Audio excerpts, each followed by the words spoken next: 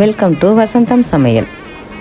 இன்றைக்கி நம்ம விநாயகர் சதுர்த்தி ஸ்பெஷல் பூரண கொழுக்கட்டை எப்படி செய்கிறதுன்னு பார்க்கலாம். அதுக்கு முன்னாடி நம்ம சேனலை சப்ஸ்கிரைப் பண்ணாதவங்க சப்ஸ்கிரைப் பண்ணிக்கோங்க. நான் போடுற ஒவ்வொரு வீடியோவும் உங்களுக்கு நோட்டிஃபிகேஷனில் வந்துடும். வாங்க பூரண கொழுக்கட்டை எப்படி செய்கிறதுன்னு பார்க்கலாம்.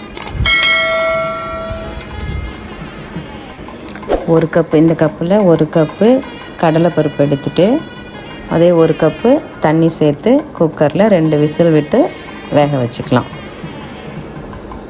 ஒரு கப்பு பருப்பு, ஒரு கப்பு தண்ணி மட்டும் வச்சு 2 விசில். பாருங்கள், 2 விசில் முடிஞ்சிருச்சு. ப்ரெஷர்லாம் ரிலீஸ் பண்ணியாச்சு. பாருங்கள், தண்ணி கரெக்டாக வச்சு வேக வச்சுருக்கோம், அதனால் பதம் கரெக்டாக இருக்குது. இப்போ தண்ணி இல்லாமல் எடுத்துகிட்டு இதை அரைச்சிக்கலாம் மிக்சியில். பாருங்கள், கரெக்டாக வந்திருக்கு. சாஃப்டாக நல்லா அரைஞ்சிருது, நல்லா பதமாகவும் இருக்குது. பாருங்கள், இந்த ஸ்டேஜில் நல்லாயிருக்கும். இன்னும் கொஞ்சம் கொரகொரப்பாகவே இருந்தாலும் நல்லா தான் இருக்கும். நான் நல்லா நைஸாக எடுத்து வச்சுருக்கேன். ஆனால் இந்த பதத்துக்கு கெட்டியாக இருக்கணும். இது வந்து நான் 1/2 கிலோ கொழுக்கட்டை மாவு எடுத்துருக்கேன். இது கொழுக்கட்டை மாவு இல்லை, அந்த இடியாப்ப மாவு வேணாலும் எடுத்துக்கலாம். இப்போ இதுக்கு வந்து ஒரு பிஞ்சு ஏலக்காய் பொடியும் வறுத்த எள்ளு இதை எடுத்து வச்சுருக்கேன். இதில் பாதி வறுத்த எள்ளை இப்போ சேர்த்துக்கலாம், மீதியை வந்து அப்புறமா சேர்த்துக்கலாம். இப்போ வந்து இதுக்கு சுடுதண்ணி போட்டு கொஞ்சம் கொஞ்சமாக மிக்ஸ் பண்ணிக்கோங்க. ரொம்ப தண்ணி சூடாக நல்லா கொதிக்க இருக்கணும். அதனால் கையில் பண்ண முடியாது. ஒரு கரண்டி இல்லைன்னா உட்டு கரண்டியை வச்சு பண்ணிக்கோங்க. ஆறுனதுக்கு கொஞ்சம் சூடு கை பொறுக்கிற அளவுக்கு ஆறுனதுக்கப்புறம் கையில் அந்த மாதிரி மிக்ஸ் பண்ணி விட்டுக்கோங்க. கையில் பண்ணும்போது தான் நல்லா கரெக்டாக இருக்கும். இப்போ இந்த மாதிரி மிக்ஸ் பண்ணி எடுத்து வச்சுக்கோங்க. அது நம்ம இந்த மாதிரி மிக்ஸ் பண்ணும்போதே உங்களுக்கு கையில் பண்ணும்போதே தெரிஞ்சிடும் இந்த பதம்ன்றது. இப்போ இதுக்கு வந்து தாளிச்சிக்கலாம். இதை நெய், முந்திரி பருப்பு கொஞ்சம் இந்த மாதிரி உடச்சி எடுத்துக்கோங்க. தேங்காய் துருவல் 1 கப்பு, இந்த கடலைப்பருப்பை அரைச்சி வச்சுருக்கேன், அதுக்கு ஈக்குவலாக 1 கப்பு வெல்லம், ஏலக்காய் பொடி கொஞ்சம், வறுத்த எள்ளு கொஞ்சம் எடுத்து வச்சுருக்கேன். இப்போ வந்து ஒரு பேன் வச்சுட்டு சூடானதும் அதில் 1 ஸ்பூன் நெய் விட்டுக்கோங்க. நெய் விட்டுட்டு அதில் உடச்சி வச்சுருக்கிற முந்திரி பருப்பை சேர்த்து ஃப்ரை பண்ணிக்கோங்க. இது எனக்கு ஃப்ரை ஆனதுக்கப்புறம் தேங்காய் துருவலை கொட்டி அதையும் ஃப்ரை பண்ணிக்கலாம். தேங்காய் துருவல் செய்யும்போது ஃப்ரை பண்ணிவிட்டு செஞ்சோன்னா கொஞ்சம் கெட்டு போகாமல் இருக்கும், அடுத்த நாளும் சாப்பிட்டுக்கலாம். இப்போ 1 கப்பு வெல்லம் சேர்த்துக்கிறேன்.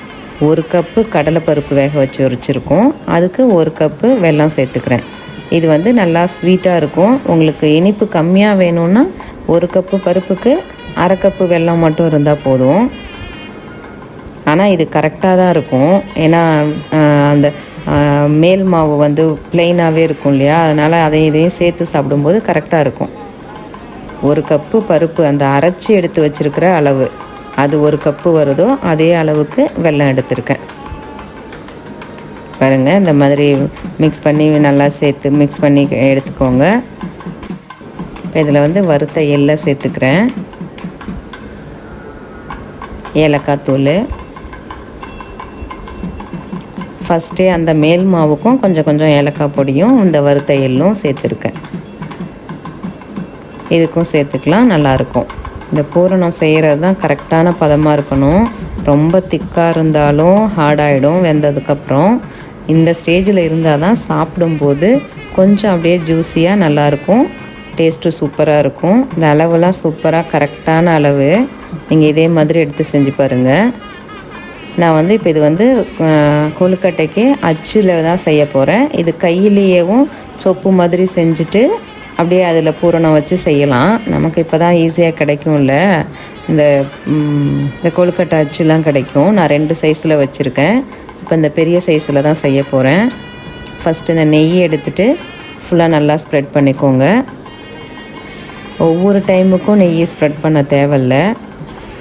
ஒரு டைம் நெய் ஸ்ப்ரெட் பண்ணிட்டீங்கன்னா அதுக்கப்புறம் ஒரு 2-3 டைம் எடுத்துகிட்டு அதுக்கப்புறம் அடுத்த கொழுக்கட்டைக்கு வைக்கலாம். நீங்கள் உங்களுக்கே தெரியும் பதம். எப்போ நல்லா வராமல் இருக்கோ அப்போ திரும்ப நெய் வச்சிட்டிங்கன்னா அடுத்தது நல்லா வந்துடும். இந்த மாதிரி மாவு எடுத்துகிட்டு இந்த அச்சில் அப்படியே ஃபுல்லாக எல்லாம் நல்லா ப்ரெஸ் பண்ணி விட்டுக்கோங்க. இந்த மாதிரி ஃபஸ்ட்டு ஃபுல்லாக க்ளோஸ் பண்ணிவிட்டு அப்புறம் மாவு வைக்கிறத விட 2 பார்ட்டை கையில் பிடிச்சிட்டு மாவை வச்சுட்டு திரும்ப அந்த 3வது இதை க்ளோஸ் பண்ணி வச்சிங்கன்னா ஈஸியாக இருக்கும். நல்லா பெருவிரல் வச்சு உள்ளே அப்படியே அந்த ஷேப்புக்கு ரவுண்டாக கொண்டு வந்துடுங்க. அப்போ தான் நிறையா அந்த பூரணம் உள்ளே நிறையா வச்சா தான் டேஸ்ட்டு நல்லாயிருக்கும். அந்த மேல் மாவு நிறையா வச்சிட்டிங்கன்னா அதை ப்ளெயினாக தான் இருக்கும். இந்த பூரணத்தை கொஞ்சம் வச்சுக்கலாம். நான் இது இப்போ 2 விதமாக செஞ்சு காமிக்கிறேன். இந்த மாதிரி ஃபஸ்ட்டு ஃபுல்லாலாம் க்ளோஸ் பண்ணிவிட்டு வச்சு ஸ்பூனில் எடுத்து போடுறது ஒன்று. அதுக்கப்புறம் ஃபஸ்ட்டே ஓப்பன் பண்ணி வச்சுட்டு பூரணத்தை உள்ளே வச்சு அப்புறம் க்ளோஸ் பண்ணலாம். அதையும் காமிக்கிறேன் பாருங்கள். இப்போ இந்த மாதிரி மேலே க்ளோஸ் பண்ணுறதுக்கு கொஞ்சம் மேல் மாவு எடுத்து வச்சு இப்போ நல்லா ஒரு ப்ரெஸ் பண்ணி விட்டிங்கன்னா உள்ளே அதெல்லாம் நல்லா போய் செட் ஆகிடும். எக்ஸ்ட்ரா உள்ளதை எடுத்துருங்க. எடுத்துகிட்டு இப்போ நல்லா பார்த்து கரெக்டாக ஓப்பன் பண்ணி எடுத்துக்கோங்க. பாருங்கள், ஷேப்பும் சூப்பராக வந்துருச்சு. இது எப்போ எடுக்கிறதுக்கு வராமல் இருக்கும் அப்போ திரும்ப நெய் தடவிக்கோங்க. பாருங்கள், இந்த மாதிரி ஒன்று ஒன்றா எடுத்து செஞ்சு வச்சுக்கலாம்.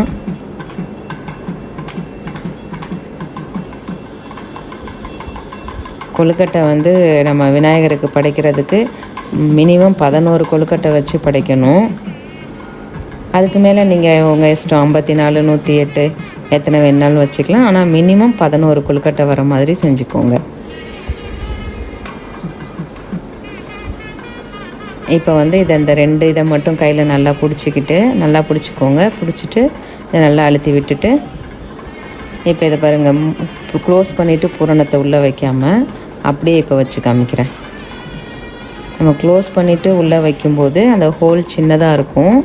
உள்ளே போகிறதுக்கு சைட்லலாம் வந்துடும், அந்த மாதிரி இருக்கும். இப்போ இதை இந்த மாதிரி அப்படியே ஓப்பன் பண்ண மாதிரி இப்படியே வச்சுக்கிட்டு வைக்கும்போது ஈஸியாக இருக்கும். பாருங்கள், அப்படியே எடுத்து வச்சுட்டு அப்படியே க்ளோஸ் பண்ணிக்கலாம்.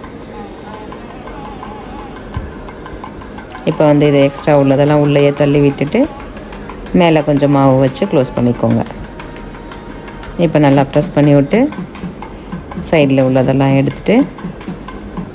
எடுத்துக்கலாம். பாருங்கள், நல்லா வந்துருச்சு.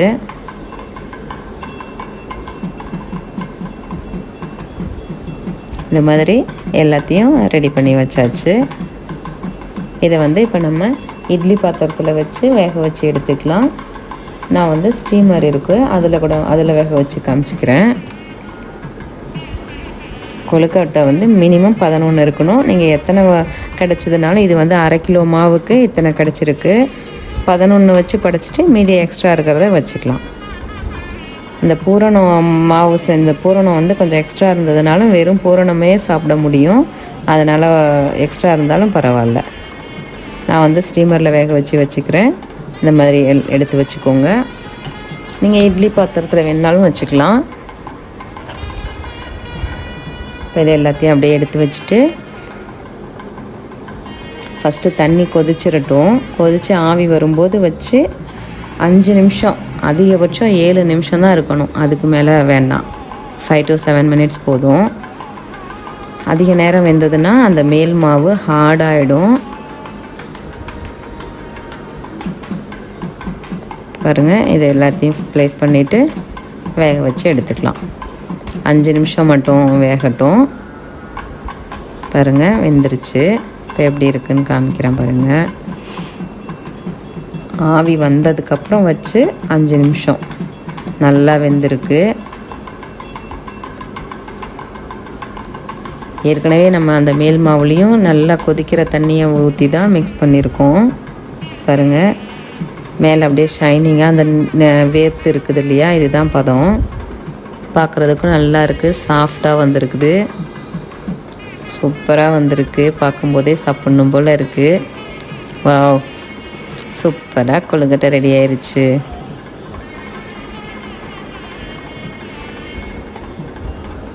விநாயகருக்கு ரொம்ப பிடிச்ச கொழுக்கட்டை ரெடி. பாருங்கள், சாஃப்டாக இருக்கும் இது.